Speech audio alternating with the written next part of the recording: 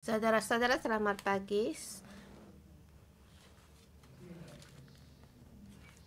Hari ini kita melihat kitab Hakim-Hakim pasal 11. Hari ini Pastor Johnson yang menyampaikannya.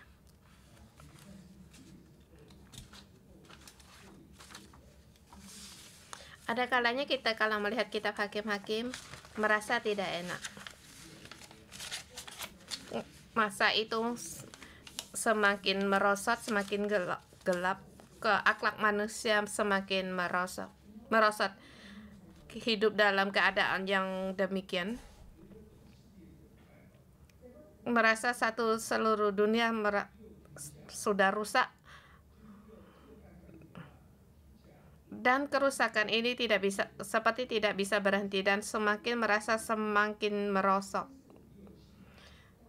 Tetapi kita punya kepercayaan atau agama dalam setiap perkara mengandalkan Tuhan dan ada persekutuan dengan Tuhan. Jadi setiap bagian Tuhan mengangkat alat pilihannya yang berbeda. Di seluruh kitab Hakim-Hakim, walaupun hubungan manusia dengan Tuhan tidak baik, ada kalanya manusia bisa bertobat dan berdoa pada Tuhan. Kemudian Tuhan menjawab. Tetapi hanya cuma sebentar. Dalam keadaan yang demikian terus terulang kembali.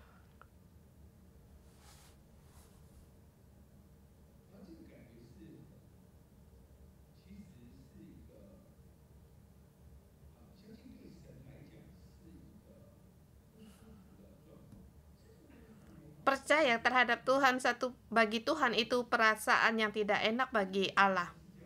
Manusia demikian, kalau ada masalah baru mencari Allah. Kalau masalah sudah selesai, lupa akan Tuhan.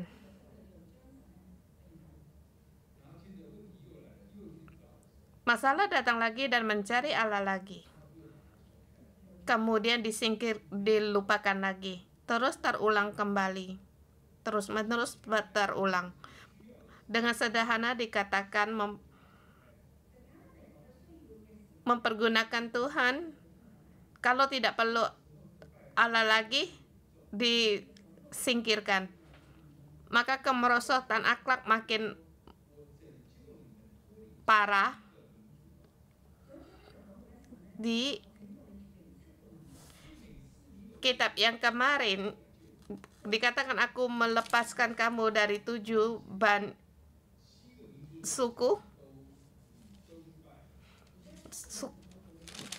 Berhala-berhala ini pun kalian sembah.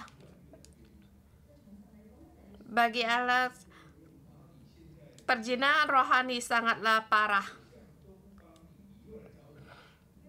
Dan sekarang para Allah ini tidak menolongmu, kamu mencari aku. Jadi apa yang harus dilakukan oleh Tuhan? Ya, selain Tuhan, ya selamanya boleh meninggalkan Tuhan, tidak peduli, atau Tuhan, baiklah aku menolongmu, sekali lagi aku mencari orang untuk menolongmu. Siapa yang dicari? Salah satu, yaitu sebelah pihak menyelamatkan Israel. Allah juga menggunakan alat pilihannya berbicara kepada era itu.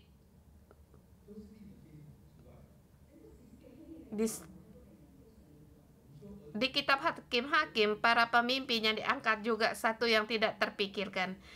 Dan dikatakan Otniel juga yang takut akan mertua, Ehud orang yang kidal, Samgar dia adalah penghalau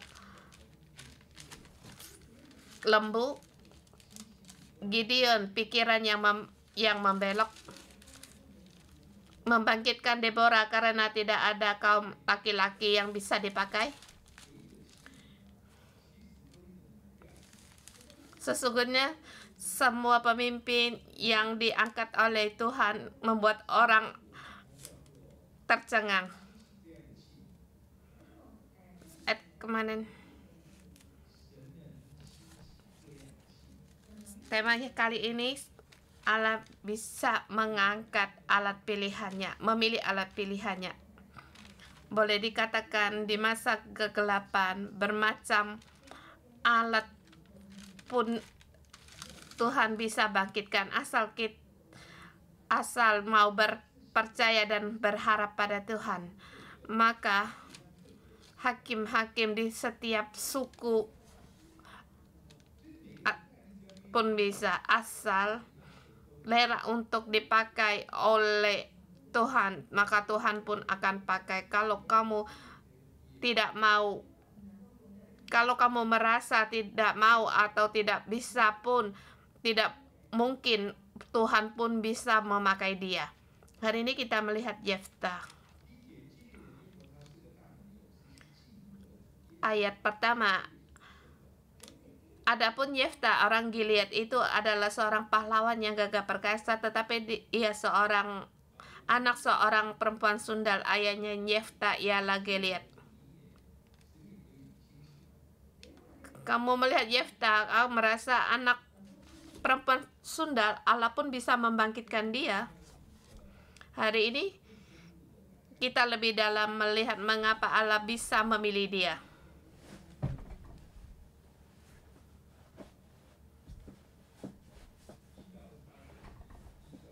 Ayat 1 sampai dengan 18. Yang pertama, yaitu lepaskan penyakit yang kesakitan, selamatkan percaya pada Tuhan dan selamatkan orang-orang. Yeftah bisa meninggalkan kesakitan masa lalunya.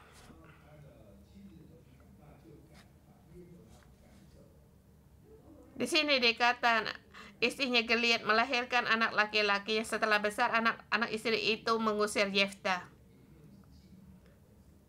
Katanya kepadanya, engkau tidak mendapat milik pusaka dalam keluarga kami, sebab engkau adalah anak perempuan lain. Di sini dikatakan dia punya hak untuk mendapatkan milik pusaka.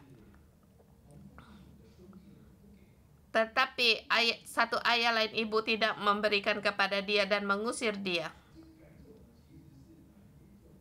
Diusir itu satu yang sangat serius sekali.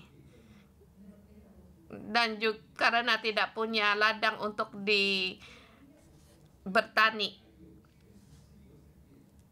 Seharusnya punya warisan, punya hak untuk bertanam, tetapi sekarang dirampas. Dengan cara apa? Untuk mengandalkan hidup, tidak peduli. Kamu di luar mau hidup atau mati, aku tidak peduli. Jadi bagaimana dia hidup?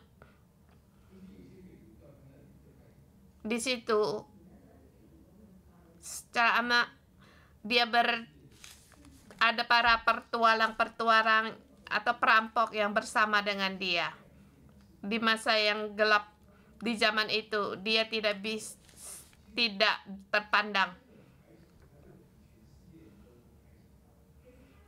Orang kampung menolak dia, sama saja orang di dunia menolak dia, karena dia tidak punya dasar atau landasan. Ini keadaan dia. Kemudian terus orang Israel menghadapi masalah. Orang Amon berperang melawan orang Israel. Bani Amon menindas orang Israel 8 tahun lamanya. Di sini mereka kembali bertobat dan mencari orang. Mereka mencari Yeftah, kemudian dikata, kamu menjadi pemimpin kami. Marilah jadi panglima bagi kami.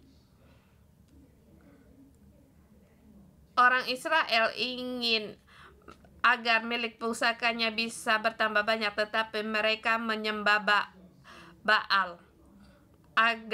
berharap agar hasil panen mereka penuh, berlimpah. Tapi siapa yang dicari? Dia mencari orang yang dulunya mereka merasa tidak layak. Satu yang sangat seperti memalukan.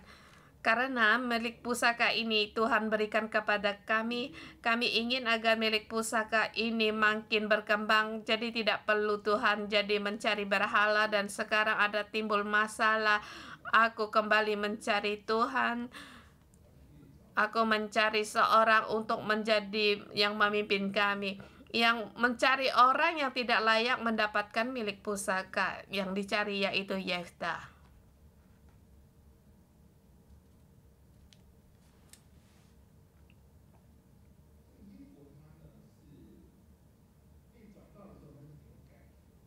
Yefta pada waktu dia cari, dia masih punya perasaan di ayat. Di ayat 7 dikatakan, tetapi kata Yefta kepada para tua-tua Gilead itu, bukankah kamu sendiri membenci aku dan mengusir aku dari keluargaku? Mengapa kamu datang sekarang padaku pada waktu kamu terdesak?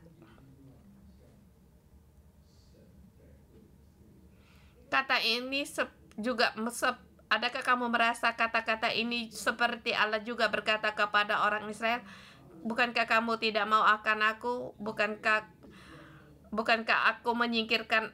kamu menyingkirkan aku? Mengapa sekarang kamu ada masalah? Waktu terdesak kamu mencari aku. Yang apa yang dikatakan Yefta itu juga seperti mengatakan perasaan Allah. Salah satu pihak Allah ingin merespon akan Israel menggunakan alatnya untuk berbicara kepada era itu. Yefta, dia rela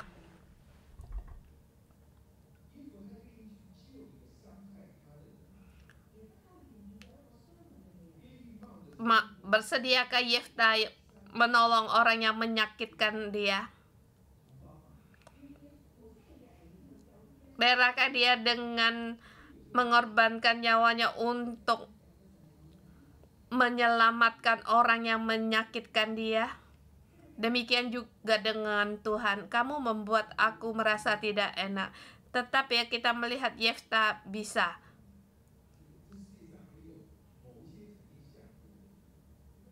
Ada kalanya seperti orang-orang aku. Orang yang mengenal, yang memahami aku. Jadi Yefta menghadapi satu keadaan. Orang-orang ini dulu mengusir dia keluar dari keluarganya. Maka dikatakan, bukankah kamu sendiri membenci aku dan mengusir aku dari keluargaku? Mengusir dia adalah saudara-saudaranya, tetapi keluarganya bagaimana melihatnya? Dan tua-tua dalam kota itu bagaimana melihat dia? Tua-tua pun setuju. Sehingga keadaan itu pun terjadi.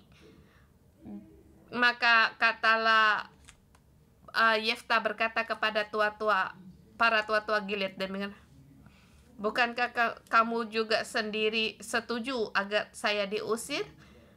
Dan sekarang mengapa kamu mencari aku? Ini keadaan Yefta.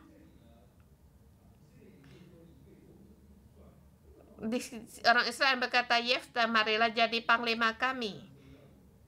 Panglima kalau berperang baru perlu akan panglima.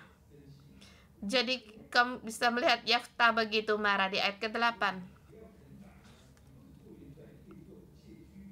Memang kami datang kembali sekarang padamu, ikutlah kami dan berperanglah melawan Bani Anom, maka engkau akan menjadi kepala atas kami, atas seluruh penduduk Gilead.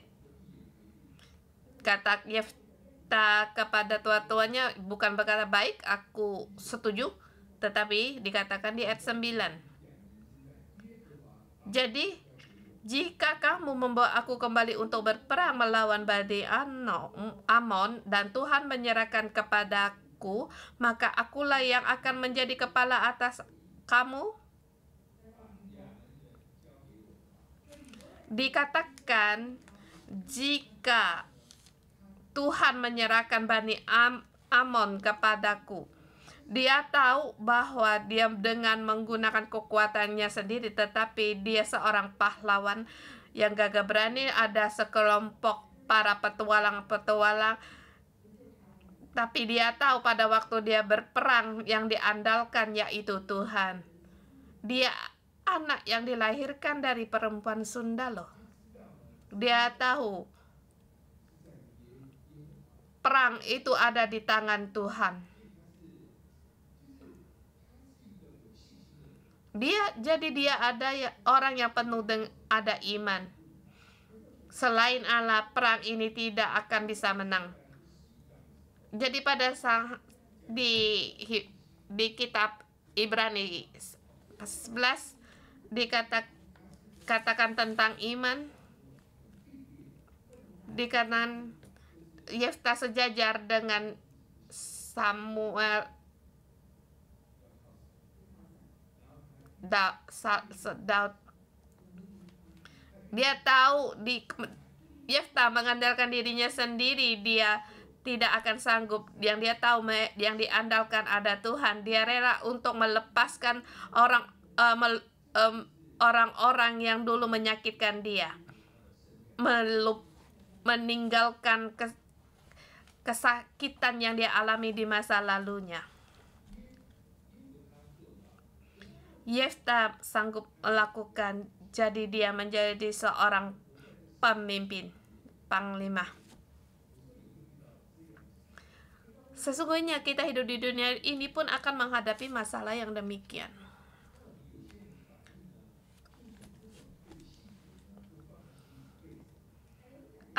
Tapi ada kala orang-orang rasa ditolak itu ada di dalam hatinya sampai seumur hidupnya, dan rasa sakit ini terus mencengkam dia dan tidak rela untuk berbuat baik,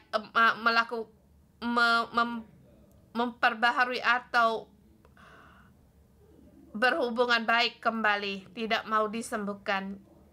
Karena kita disembuhkan, tetapi lepaskanlah rasa sakit ini. Sudahlah,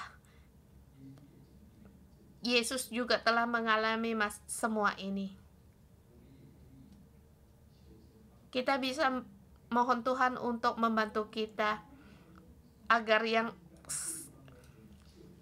kesakitan ini bisa dilepaskan, walaupun sebelah pihak menyakitkan kita. Kalau kita mau melepaskan rasa sakit kita bangkit untuk menolong dia. Mungkin perkara ini bisa berulang kali. Kamu menolong dia, dia melupakan kamu. Setelah kamu tolong dia, dia mengucilkan kamu, melupakan kamu. Terus ada masalah, dia mencari kamu, kamu menolong lagi, terus dia melupakan kamu lagi. Demikianlah kita manusia juga demikian, orang Israel juga demikian. Ya, memang kita bukanlah Allah, kita tidak sanggup untuk berkata kita sanggup seluruhnya melakukan, tetapi ini semua adalah dalam satu siklus. Yefta telah mengusir dia dari masyarakatnya, dan sekarang ada peristiwa terjadi, perkara terjadi mencari dia untuk menolong mereka. Jawabnya, baiklah, aku melepaskan rasa sakitku yang masa lalu. Aku percaya pada Tuhan. Aku rela untuk mencoba. Ini ciri kehidupan Yefta yang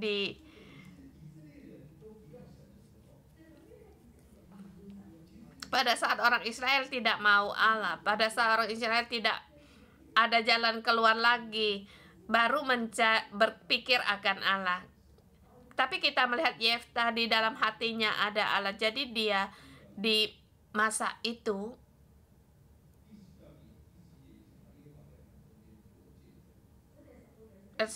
10-11 dikatakan, demi Tuhan yang mendengar sebagai saksi. Jadi di dalam hatinya ada Allah, dia punya iman untuk melepaskan kesakitan. Dan di situ mereka mengadakan perundingan dengan Bani Amon. Dia berkata kepada Raja Amon, sesungguhnya tanah ini, tempat ini 300 tahun, sesungguhnya tanah ini milik kami. Kamu menyerang, berperang kami, itu tidak benar.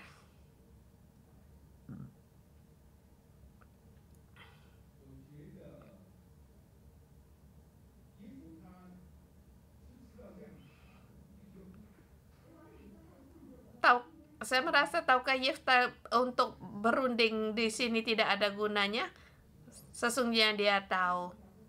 Sebab dia telah 18 tahun dalam keadaan demikian. Tetapi demikian dia melakukan seperti yang diajarkan dalam Alkitab. Pada waktu berperang haruslah berunding dulu. Kalau tidak bisa berunding lagi, tidak ada kemufakatan, baru berperang.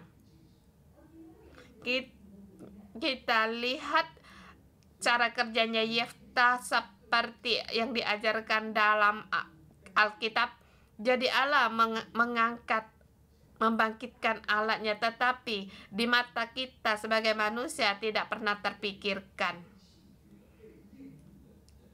Orang yang ditolak, orang yang dibenci, malah orang itu yang dibangkitkan Tuhan. Karena dia punya kesempatan untuk menunjukkan cirinya Allah. Bisa menunjukkan akan wataknya Allah. Di sini dikatakan roh Allah ada pada Yefta.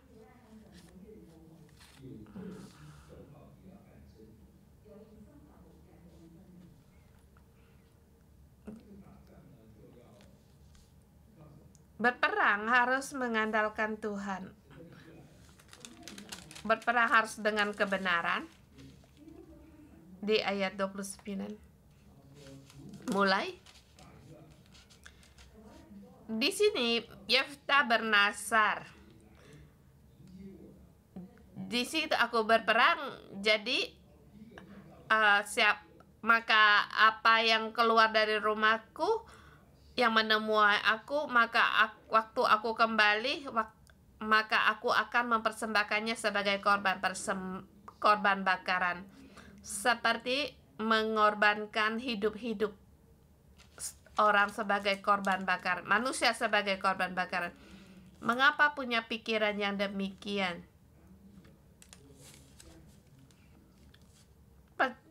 Percaya waktu itu ada adat orang Kanaan yang punya cara yang demikian. Orang Moab,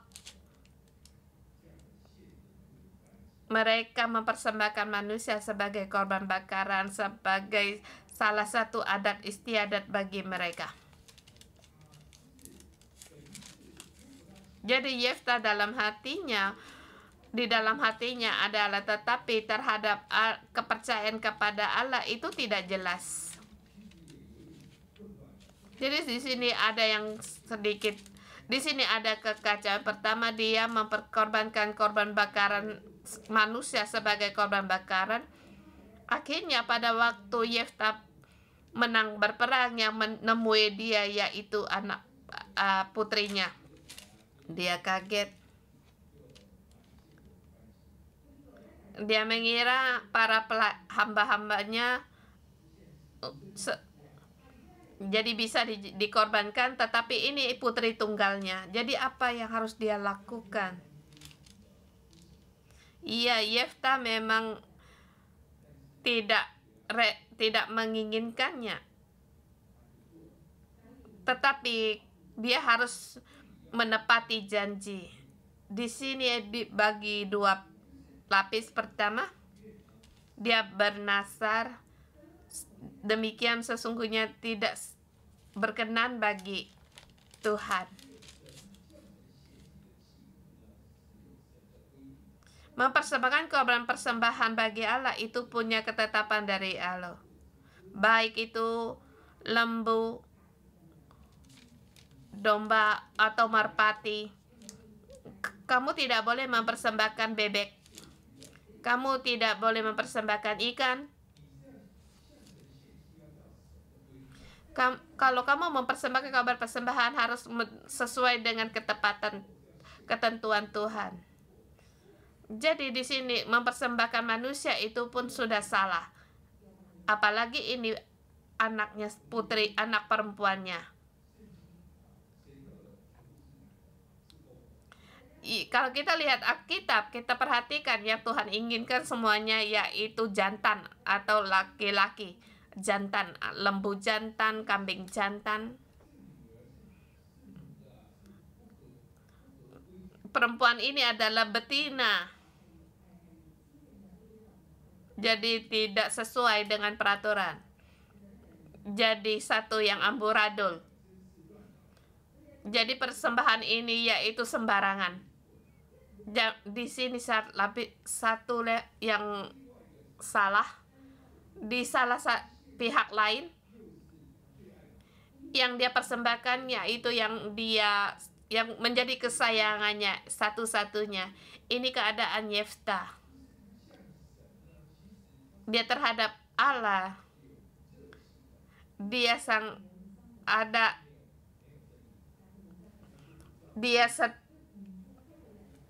setia tetapi tidak ada kebenaran di dalamnya, tidak mengikuti ketentuan yang di dalamnya. Maka kita melihat di sini putrinya pun dia korbankan. Jadi kesetiaan ini tidak seluruhnya sesuai dengan keinginan Tuhan. Jadi putrinya apa yang dia lakukan? Putrinya juga merasa ada baiknya. Oke.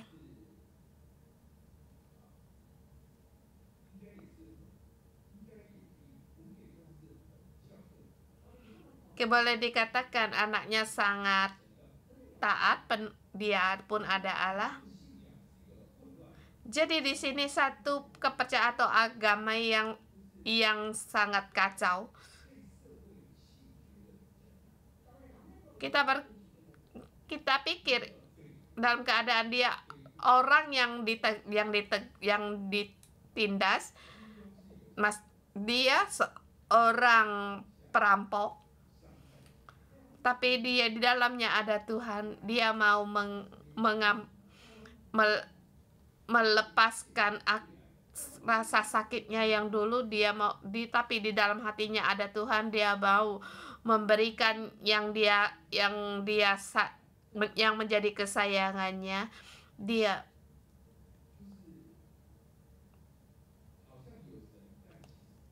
sepertinya ada Tuhan tetapi tidak mengenal Tuhan.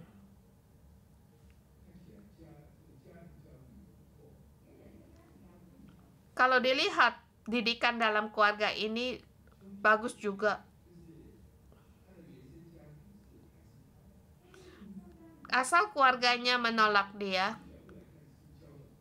tetapi pada anaknya kita melihat dia pengajaran terhadap anaknya sangat baik. Walaupun kepercayaan kepada Allah itu ada yang salah, maka anak perempuannya berkata dengan jelas, kalau anaknya, papa tidak boleh untuk mempersembahkan manusia. Aku ini betina bukan jantan. Kamu jangan sembarangan mempersembahkan korban persembahan. Kalau kamu berbuat demikian itu adalah satu yang kacau. Tetapi gadis ini tidak mempunyai pengetahuannya demikian. Maka dia hanya berjawab, demi Tuhan aku bersedia. Jadi kita melihat satu generasi yang kacau. Kita melihat, mungkin saya juga percaya dia berbuat demikian. Di sekeliling mereka banyak orang yang melihat, tetapi tidak ada yang menghalangi mereka. Inilah pemimpin di masa itu. Dia banyak sekali kebaikan yang benar, tetapi juga banyak yang salah. Dari segi Tuhan boleh dikatakan dia adalah anak yang dilahirkan dari perempuan sundal, tetapi Tuhan di generasi itu terhadap persembahan perempuan sundal Tuhan tidak mau.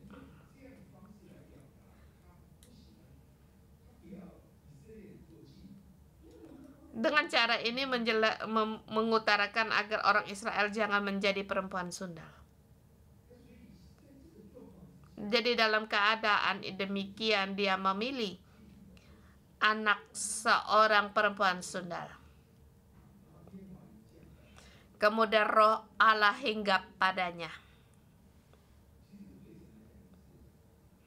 Ini bagi Allah juga satu yang sulit.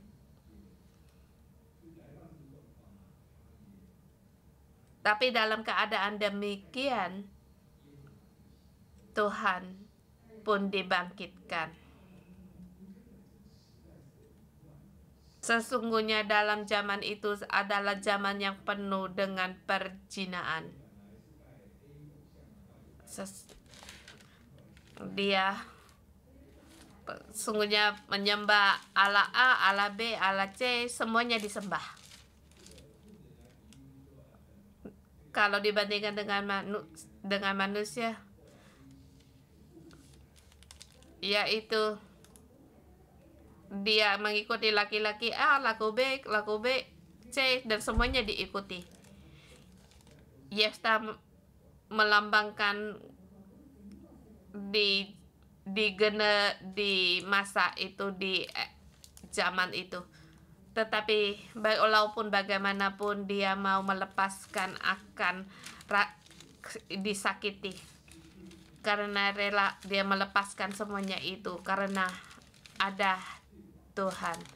Dia mau melepaskan apa yang paling berharga dalam hidupnya, dipersembahkan.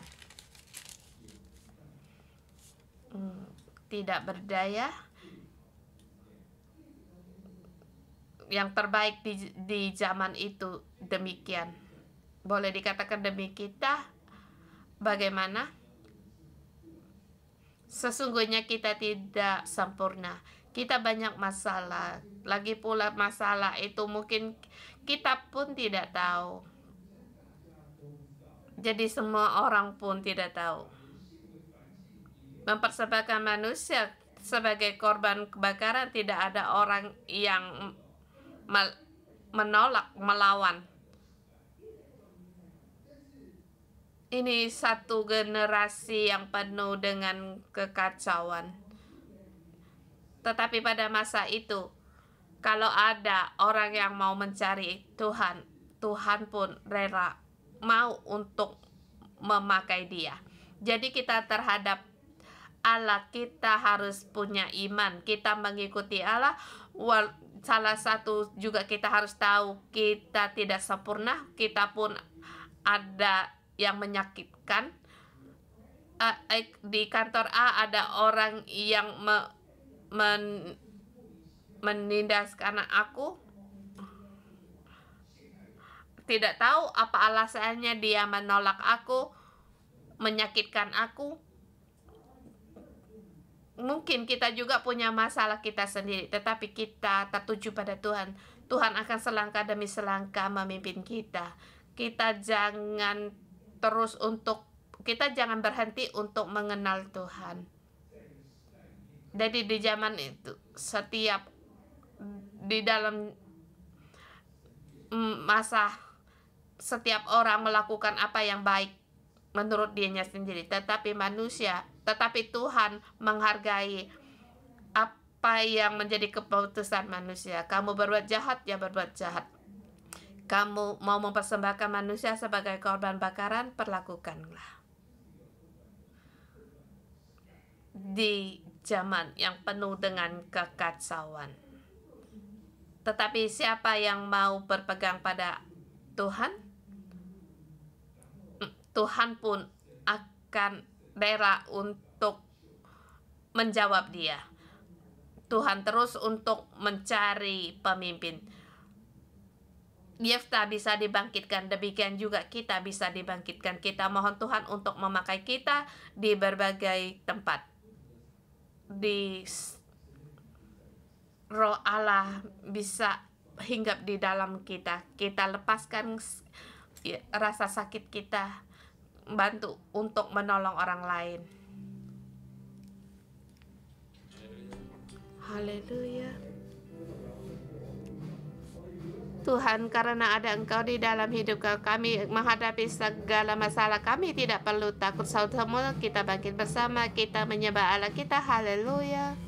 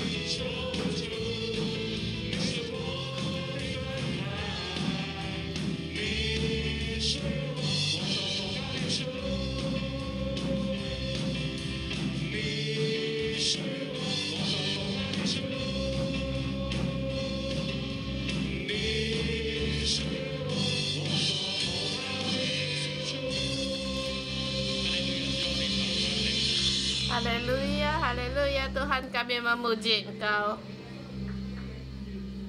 Tuhan, Engkau tahu di dalam kami tidak sempurna, tetapi Engkau memakai kami. Tuhan, pada saat kami mencari Engkau, Engkau menyelamatkan hidup kami. Tuhan, Engkau menjaga kami, merawat kami. Tuhan, di masa sekarang Tuhan, Engkau mau mengangkat kami, memakai kami. Tuhan, di pagi ini Tuhan, Engkau mau menyembuhkan saudara-saudari kami. Di masa pertumbuhan hidup seperti Yefta, di dalam kau mengalami orang tuamu, kamu ditolak oleh orang tuamu, kamu tidak disukai oleh saudara-saudarimu, dan bahkan di tempat kerja kamu mengalami para rekan kerjamu, kamu dikatain orang yang sangat menyakitkan. Padahal hari ini Tuhan menerangimu. Saya mengundang saudara-saudari semua untuk maju ke depan.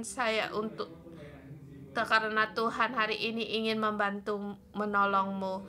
Kamu disakiti, kamu ingin dilepaskan, kamu mengalami di tempat kerjamu atau dimanapun, baik di keluarga atau di tempat kerja, kamu disakiti hari ini, Tuhan berkata, aku mau melepaskanmu, menyembuh. Kamu serahkan rasa sakit ini kepada Tuhan, karena Tuhan mau memakaimu sebagai alat pilihannya di masa sekarang. Kamu tahu, lewat Yeftah, Roh Allah menerangmu. Kami ingin berdoa untuk kalian.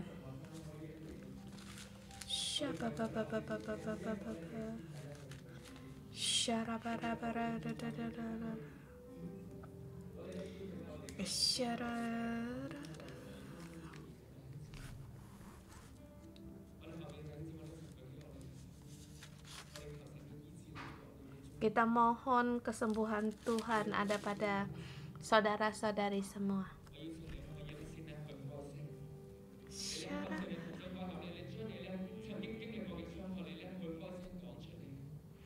Beritahu Tuhan apa yang ada di dalam hatimu.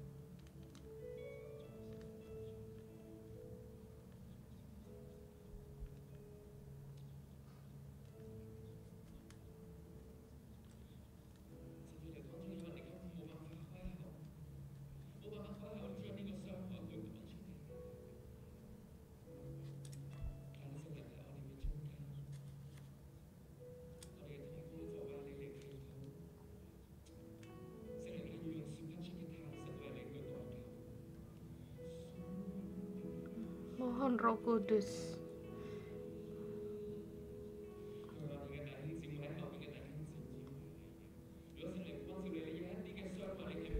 Kita bisa berdoa untuk kita mohon Roh sendiri. Kalau kita tidak ada orang yang mendoakan kita berdoa mohon Roh Kudus yang bekerja untuk menolong kita, untuk menyembuhkan kita. Kita serahkan orang-orang yang menyakitkan kita pada Tuhan. Kita berdoa untuk hidup kita.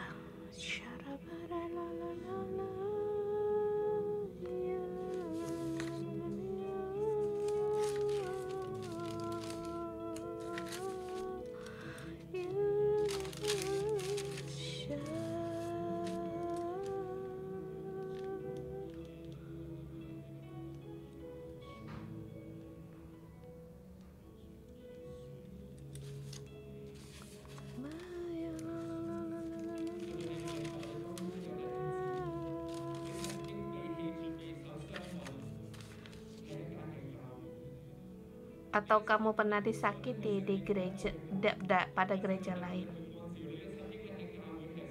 Kamu disakiti. Mungkin di tempat ini atau di tempat lain. Kita serahkan rasa sakit ini kepada Tuhan.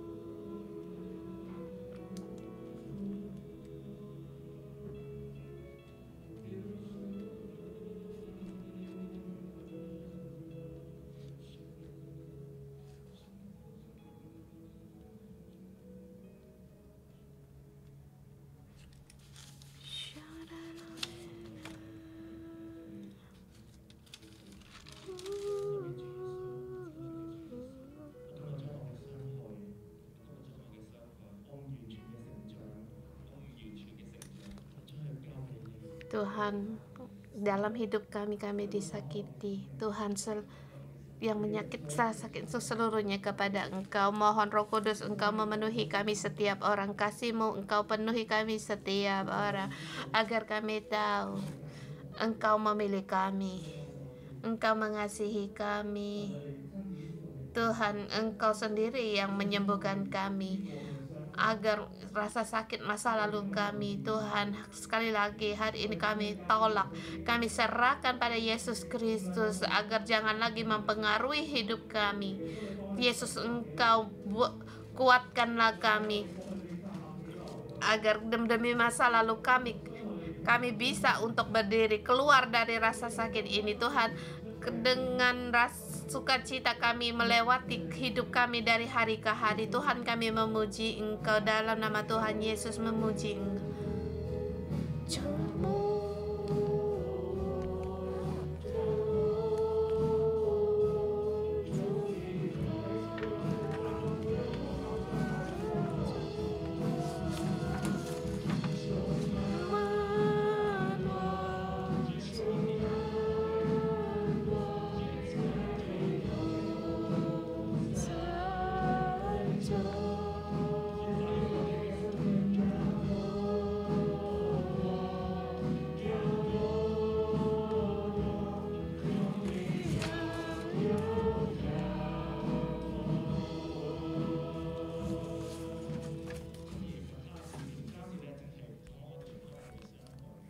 Yesus rela melepaskan rasa sakitnya masa.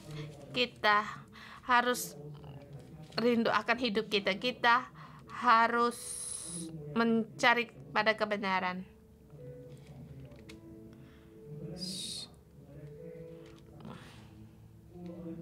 Adakah kadang kita tidak pernah membaca Alkitab atau terhadap firman Tuhan kita nafsu kita tidak bernafsu.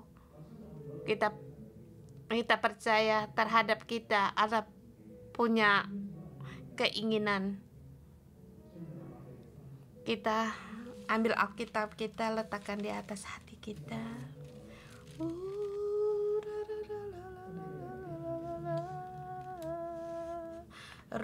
Roh Kudus, Engkau ada di dalam hidup kami, Tuhan. Pada saat kami memeluk akan Alkitab kami berkata, Tuhan, kami rindu akan firman-Mu. Tuhan, berilah nafsu terhadap kebenaran ini, Tuhan, lebih banyak lagi. Kami tidak mau dengan alasan kami sendiri untuk menunda, untuk tidak mau membaca Alkitab.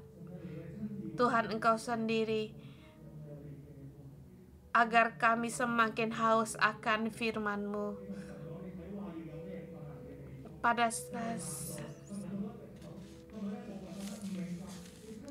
kamu beritahukan pada Tuhan apa yang menjadi penghalangmu saat membaca Alkitab. Kamu tidak paham, kamu tidak mengerti, atau malas. Kita beritahukan kepada Tuhan, mohon Tuhan untuk menolong kita agar kita semakin haus akan membaca Alkitab, sehingga Tuhan kami kami tahu akan kebenaran dari Engkau.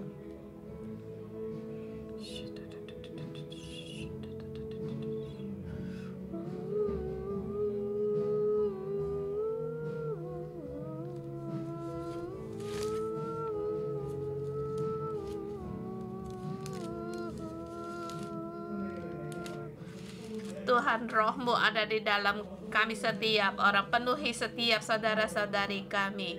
Tuhan, untuk terhadap membaca Alkitab, ada yang seperti memberontak. Tuhan, Engkau tolong kami. Tuhan, Engkau tolong kami. Kebenaran-Mu ada di dalam kami, agar kami semakin mengejar akan kebenaran-Mu, agar setiap membaca firman-Mu, Tuhan, kami punya perasaan. Tuhan, Engkau sendiri yang menolong kami setiap orang.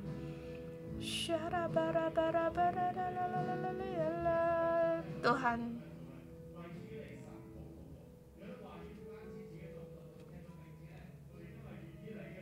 kita berdoa terhadap renungan pagi. Kita berdoa agar kita mohon ditambahkan selera untuk mengikuti. Kalau kita tidak memahami, kita mohon Roh Tuhan untuk membuka rohani kita agar memahami firman-Nya.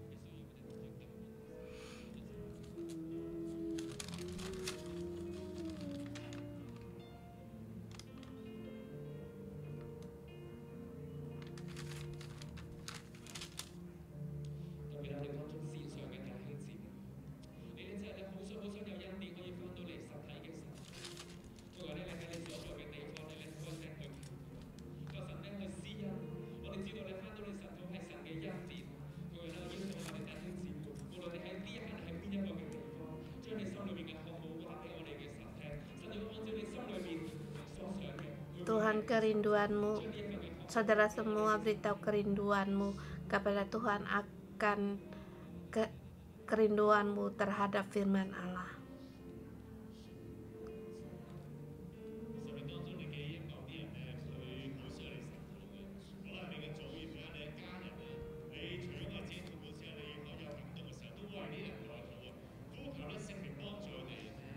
Mohon Roh Kudus untuk menolong kita agar kita tidak menggunakan alasan kita sendiri.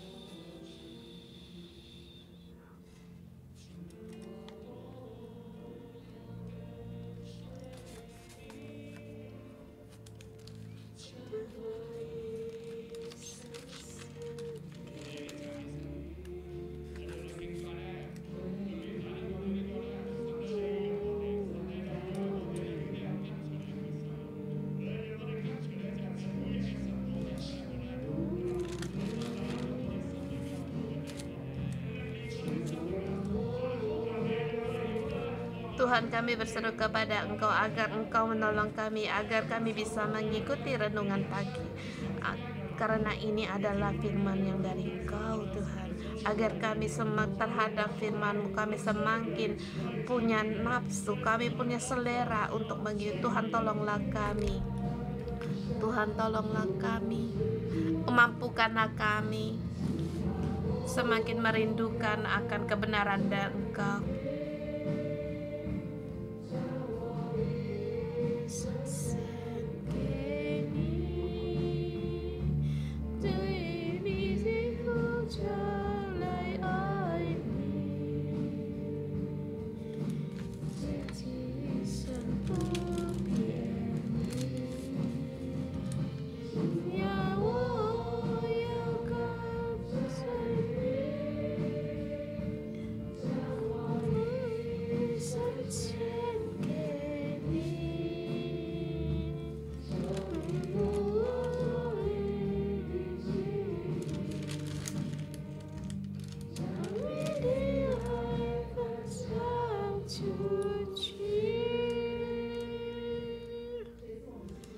Tuhan, kami memuji Engkau karena Engkau ada di dalam kami, di tengah kami.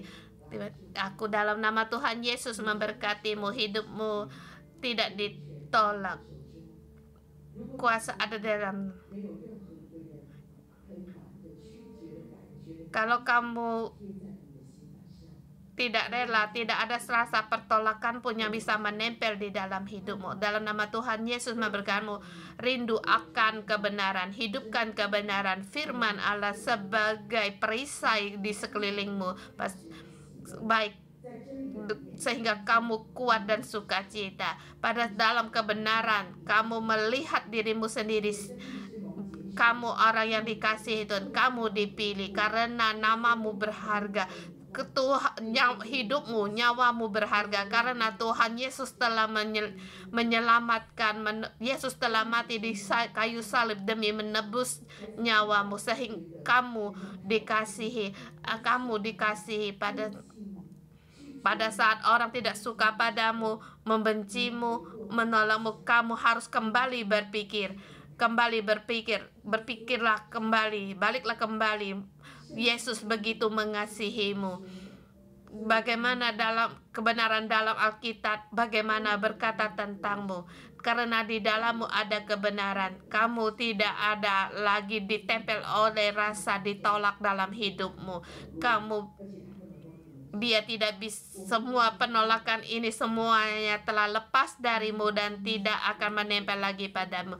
Dalam nama Tuhan Yesus memberkatimu, kamu tidak merasa rendah diri dan rasa kegagalanmu dan kekekalanmu karena kamu punya iman kepada Tuhan, kamu mau percaya kepada Tuhan dan terus mengikuti Tuhan, dan ditambah lagi kamu mau melepaskan semua yang menyakitkanmu, orang yang menindas kamu. Aku dalam nama Tuhan Yesus memberkatimu. Tuhan mengurapimu. Roh Allah akan hinggap padamu, tercurah bagimu, dan mengangkatmu, memakaimu di masa sekarang. Hidupmu berharga. Dalam nama Tuhan Yesus memberkatimu di dalammu. Kamu setia pada Tuhan, terhadap kerajaan Allah kamu bersemangat, sehingga kebenaran Allah ada padamu. Dalam nama Tuhan, seumur hidupmu bukan hanya kamu setia pada Tuhan, mengasihi Tuhan, mengikuti Tuhan, dan percaya kepada Dia, bahkan kebenaran Tuhan ada padamu, dan kamu dibangkitkan oleh Tuhan. Dimanapun kamu berada, kamu akan membawa pengaruh bagi orang lain. Dalam nama Tuhan Yesus memberkatimu. Amin. Renungan pagi sampai di sini.